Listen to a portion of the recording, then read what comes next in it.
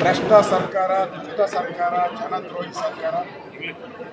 ಎರಡನೇ ವಿಕೆಟ್ ಪತನ.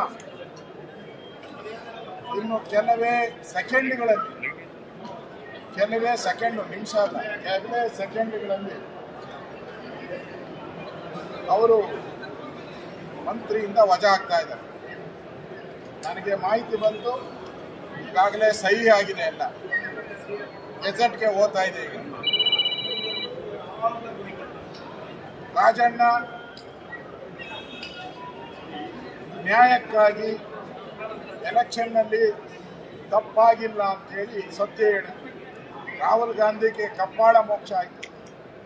ಕಪ್ಪಾಳ ಕೊಡದಿಲ್ಲ ಅಷ್ಟೇ, ಕಪ್ಪಾಳ ಮೋಕ್ಷ ಆಯಿತು. ಅದರ ರಿವೆಂಜನ್ನು ರಾಹುಲ್ ಗಾಂಧಿ ತೀರಿಸಿಕೊಂಡಿದ್ದಾರೆ. ಪ್ರಜಾಪ್ರಭುತ್ವದಲ್ಲಿ ಪ್ರತಿಯೊಬ್ಬರಿಗೂ ಮಾತಾಡೋ ಹಕ್ಕಿದೆ. ಸತ್ಯವನ್ನು ಹೇಳಿದರೆ ನಮ್ಮ ಸರ್ಕಾರ ಇತ್ತು, ನಮ್ಮದೇ ಅಧಿಕಾರಿಗಳು ತಪ್ಪು ಮಾಡಿದ್ದಾರೆ, ಇದರಲ್ಲೇನು ಮಿಸ್ಟೇಕ್ ಇದೆ. ಮೊದಲು ವಾಲ್ಮೀಕಿಯಲ್ಲಿ ಫಸ್ಟ್ ಬಲಿ ನಾಗೇಂದ್ರ, ಎಸ್.ಟಿ. ವಾಲ್ಮೀಕಿ ಜನಾಂಗ.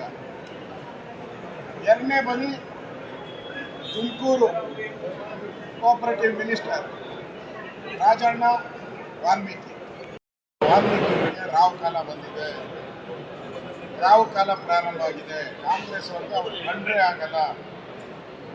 ಈಗ ರಾಹುಲ್ ಕಾಲ ಅವರು ರಾಹುಲ್ ಕಾಲದಿಂದ ಎರಡೂ ಸ್ಥಾನಗಳು ಹೋಗಿದೆ. ಕಾಂಗ್ರೆಸ್ ಪಾರ್ಟಿ ಇವತ್ತು ನಾನು ಅಕ್ಟೋಬರಲ್ಲಿ ಕ್ರಾಂತಿ ಆಗುತ್ತೆ ಅಂತ ಹೇಳ್ತಾ ಇದ್ದೆ. ಆಗಸ್ಟಲ್ಲೇ ಶುರುವಾಗುತ್ತೆ ಕ್ರಾಂತಿ. ಅಂದರೆ ಈ ಸರ್ಕಾರದ ಒಂದೊಂದೇ ಕಲ್ಲು ಉದುರ್ತಾ ಇದೆ. ಸಿದ್ದರಾಮಯ್ಯನವರ ಬೆಂಬಲಿಗರು ಒಬ್ಬೊಬ್ಬರೇ ಕಾಣೆ ಅಂತ ಅವರು. ನಾಗೇಂದ್ರನೂ ಅವ್ರ ಬೆಂಬಲಿಗ. ರಾಜಣ್ಣ ಅಂತೂ ಮೌತ್ ಪೀಸ್, ಸಿದ್ದರಾಮಯ್ಯನವರ ಮೌತ್ ಪೀಸ್ ರಾಜಣ್ಣ. ಮೊನ್ನೆ ಹಾಸನದ ಉಸ್ತುವಾರಿ ತೆಗೆದು, ಈಗ ಮಂತ್ರಿನೇ ತೆಗೆದು. ಅಂದರೆ ಕಾಂಗ್ರೆಸ್ ಪಾರ್ಟಿ ಪ್ರಜಾಪ್ರಭುತ್ವದ ವಿರೋಧಿ. ಇಂಥ ಕಾಂಗ್ರೆಸ್ ಅಧಿಕಾರದಲ್ಲಿರುವಂಥದ್ದಕ್ಕೆ ನಾಲಾಯಕ. ಇವಾಗ ಅಸೆಂಬ್ಲಿಯಲ್ಲಿ ಹೇಳಿದ್ರು ಎಚ್.ಕೆ. ಪಾಟೀಲ್ ಅವರು, ಏನೂ ಆಗೇ ಇಲ್ಲ ಅಂತ. ಈಗ ಇನ್ನು ಗೆಜೆಟ್ ಬರ್ತಾ ಇದೆ, ಅವಾಗ ನಿಮ್ಮ ಮಾನ ಮರ್ಯಾದೆ ಎಲ್ಲ ಹರಾಜಾಗ್ತದೆ. ಅಸೆಂಬ್ಲಿಯಲ್ಲಿ ಏನು ಹೇಳಿದ್ರು ನೀವು? ಏನೂ ಆಗಿಲ್ಲ, ಎಲ್ಲ ಸರಿ ಇದೆ. BJP ಅವ್ರ ಭ್ರಮೆ. ಈಗ ಯಾರು ಭ್ರಮೆ? ನಿಮ್ಮದು ಭ್ರಮೆ. ನೀವು ಭ್ರಮೆಯಲ್ಲಿರೋರು.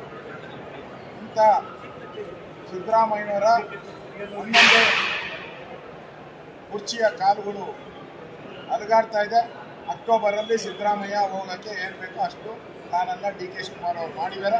2 ಕಾಲು ಕಿತ್ತಾಕಿದ್ದಾರೆ, ಇನ್ನು 2ರ ಮೇಲೆ ನಿಂತಿದೆ. ಇನ್ನೊಂದು ಕಾಲು ಕಿತ್ತು ಬಿದ್ದವರು. ಪಕ್ಕ ಡೌಟೇ ಇಲ್ಲ. ಯಾಕಂದರೆ ಹಿಂದುಳಿದ ವರ್ಗದ ಒಂದು ವರದಿಯನ್ನು ಬರ್ದಂಗೆ ಮಾಡೋದಿಲ್ಲ. ಯಾರು ಮಾಡಿದ್ರು? ಇದೇ DK ಶಿವಕುಮಾರ್. ಸಿದ್ದರಾಮಯ್ಯನವ್ರದ್ದು ಮೌತ್ ಪೀಸ್ 2ನೇ ವಿಕೆಟ್.